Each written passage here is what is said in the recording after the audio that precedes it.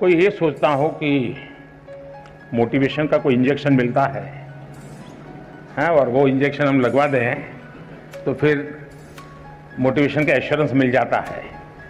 किसी को लगता है कि ये फॉर्मूला मिल जाए तो फिर मोटिवेशन की कभी समस्या नहीं रहेगी। तो मैं समझता हूं कि बहुत बड़ी गलती होगी। लेकिन पहले तो खुद को आप ऑब्जर्व कीजिए कि आप वो कौन सी बातें होती हैं जिससे पूरी तरह डीमोटिवेटेड हो जाते हैं।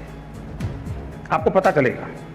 आप दिन भर देखेंगे, सप्ताह भर देखेंगे, महीने भर देखेंगे तो आप पकड़ पाएंगे कहाँ जब ऐसा होता है तो मुझे लगता है वो मैं कुछ नहीं कर सकता, ये मेरे लिए कठिन है।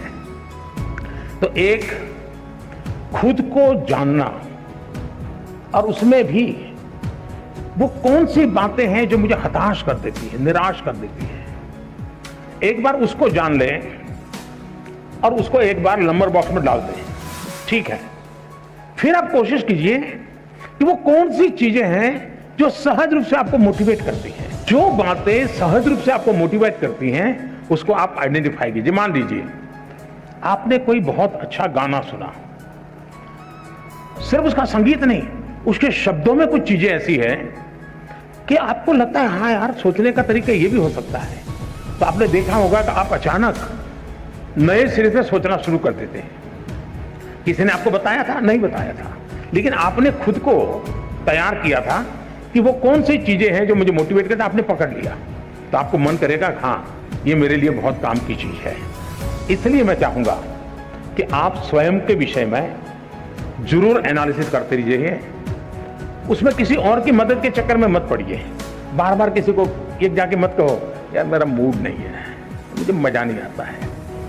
फिर आपके अंदर एक ऐसी वीकनेस पैदा होगी कि हर बार आप सिंपैथी चाहेंगे।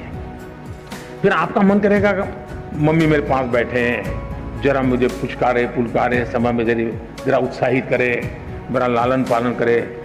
तो एक वीकनेस धीरे धीरे डेवलप हो जाएगी। कुछ पल तो अच्छे चले जाएंगे। और इसलिए कभी भी उन चीजों के विषय में सिंपैथी गेन करने के लिए उपयोग मत कीजिए, कभी मत कीजिए। हाय जीवन में मुसीबतें आई, निराशा आई, हताशा आई, मैं उसको खुद जीऊंगा, मैं उससे जम करके उससे जंग करूंगा और मेरी ही निराशा, मेरी उदासीनता को मैं ही खत्म कर दूंगा, मैं ही उसको कब्र में गाड़ दूंगा। ये विश्वास पैदा करूंगा।